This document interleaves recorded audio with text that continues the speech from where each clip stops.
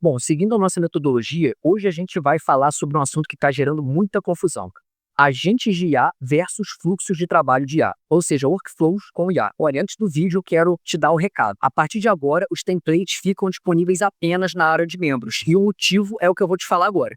As pessoas estão deslumbradas com o hype dos agentes de IA, e por conta disso elas estão esperando pegar um template, colocar em produção, vender essa solução para alguém ou implementar para si próprio. E esse não é o caminho.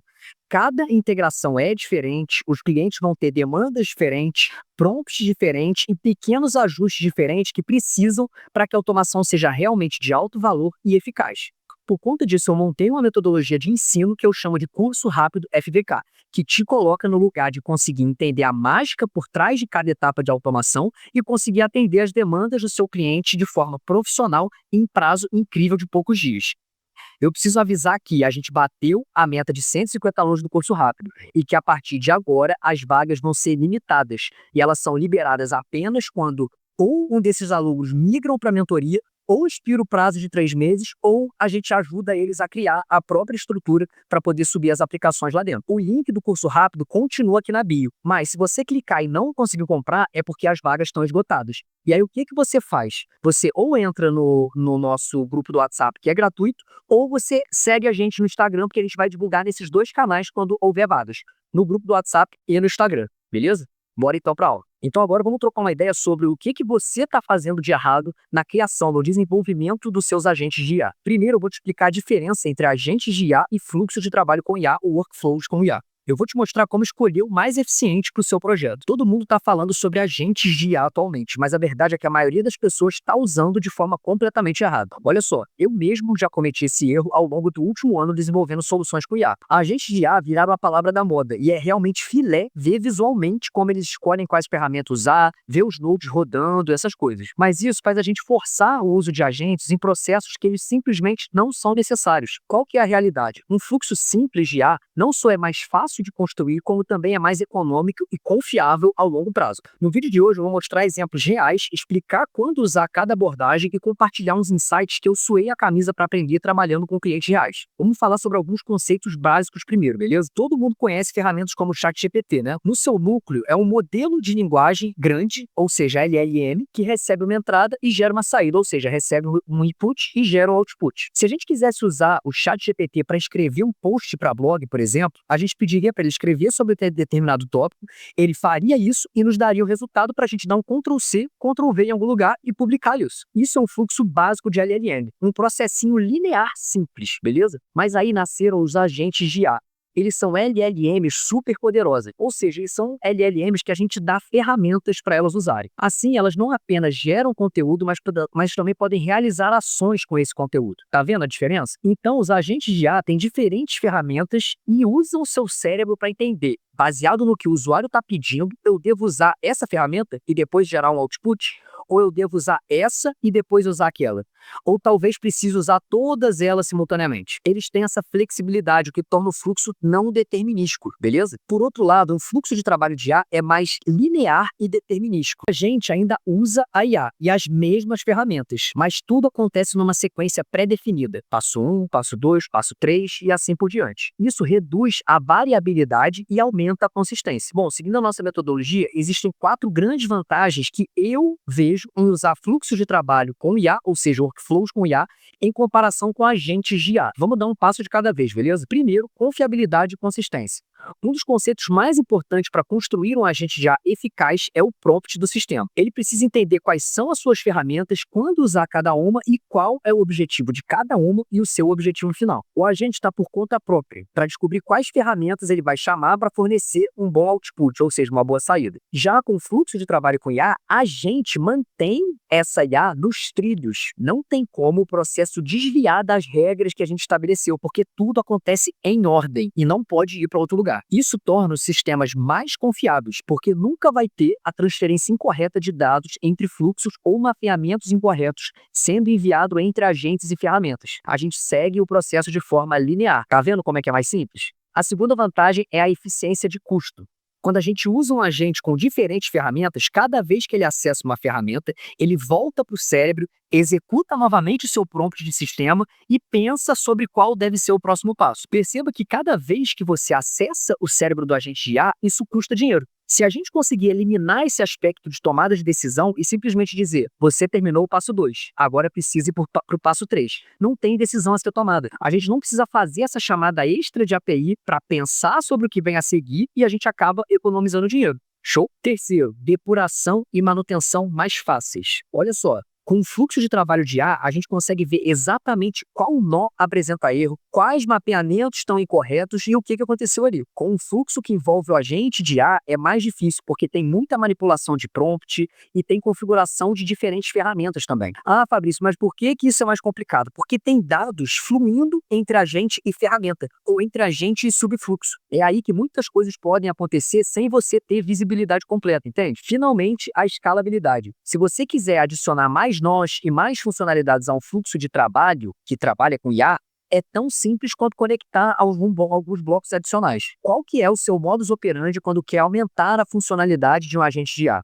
Provavelmente vai ter que dar mais ferramentas para ele. Quando você dá mais ferramentas para o seu agente, você precisa refinar e adicionar mais linhas no seu prompt. Isso pode funcionar bem inicialmente, mas as funcionalidades anteriores podem parar de funcionar ou se tornar menos consistentes com o tempo. Ou seja, você está inflando o seu prompt, você está dando muita instrução ali dentro, está ficando confuso. Em resumo, quanto mais controle a gente tiver sobre todo o fluxo de trabalho, melhor. A IA é ótima e tem momentos que precisa tomar decisões e precisa de flexibilidade.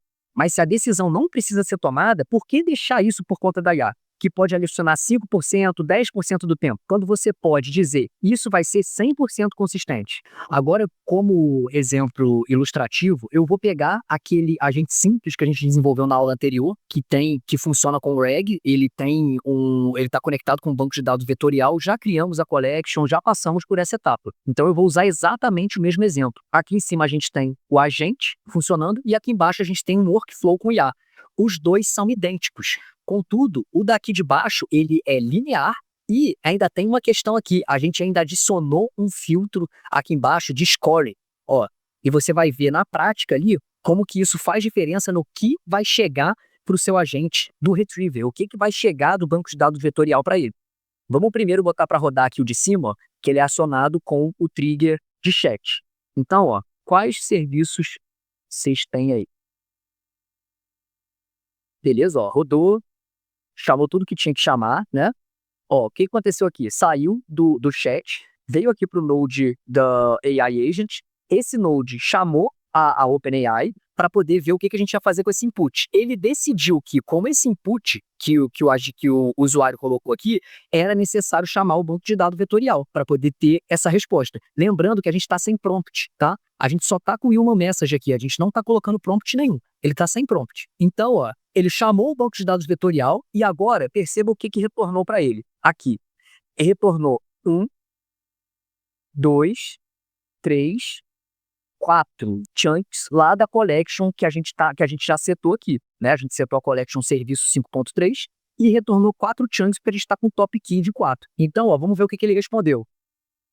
Nós somos especialistas na criação de chatbots humanizados, blá, blá, blá, blá, blá, blá. Ok, resposta filé. Mas retornou 4 chunks ali pro agente, tá? Agora vamos fazer a mesma coisa aqui embaixo. Esse daqui eu já coloquei a pergunta aqui, ó. Quais serviços tem aí? Vamos botar a mesma pergunta que a gente fez lá em cima. Ctrl C, Ctrl V. Beleza. Esse daqui é só clicar em test flow que ele vai executar. Fez a mesma coisa que lá em cima, tá? Contudo, eu já mandei aqui chamar a Retriever Tool, porque eu quero que em toda interação seja chamada Retriever Tool. Olha que interessante. Se em toda interação do usuário a gente quer que tenha acesso ao banco de dados vetorial, porque tem informação relevante lá, dessa forma aqui ele jamais vai deixar de chamar o Retriever Tool. Já aqui, pode ser que ele não chame.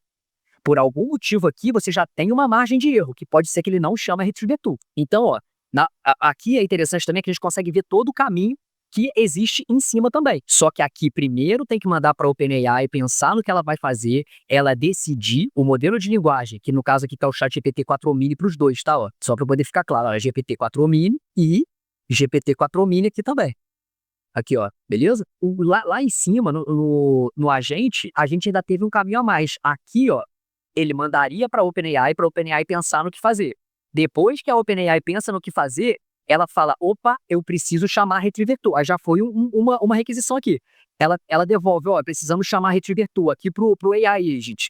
O AI Agent fala, opa, então vamos lá chamar a Retriever Tool. Vai e chama a Retriever Tool. Aí vem para cá.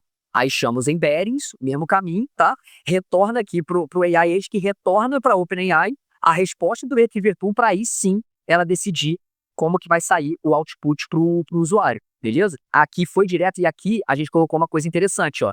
A gente colocou um filtro. Olha só, o que é esse filtro aqui? Ele vai pegar o campo score e ele só vai deixar passar o que for score maior do que 0,8. Olha aqui, quantos que passaram pelo filtro? Ó, ele passou um só. Por que ele passou um só? Porque só um tinha score 0,8. Vamos tirar isso daqui para você poder ver como que ele retornaria mais se a gente não tivesse esse filtro aqui, ó. Vou testar de novo. Ó, chegou no filtro, olha aqui. Ó, perceba que a gente tem um score maior do que 0,8. Os outros, ó, esse aqui é menor do que 0,8, é 0,79, 0,78 e 0,78.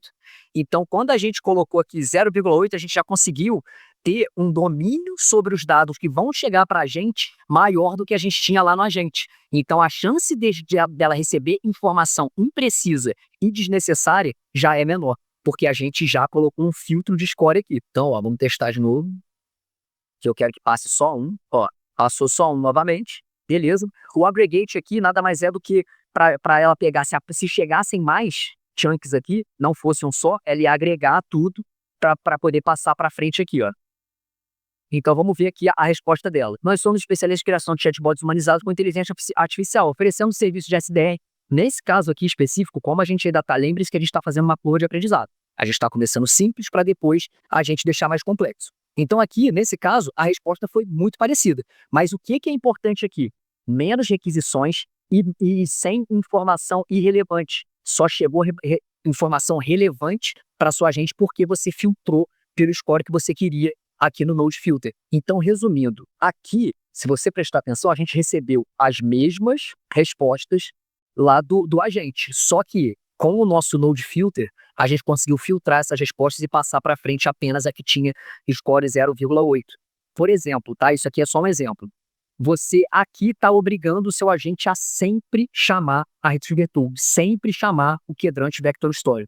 Então, sempre vai retornar algo para ele. E você consegue filtrar para ele só receber o que é relevante, de acordo com a pontuação, tá? Aqui você já não consegue, você teria que obrigá-lo a chamar a Retriever Tool via prompt. E aí, quanto mais ferramentas você tivesse aqui, mais difícil seria você fazer isso.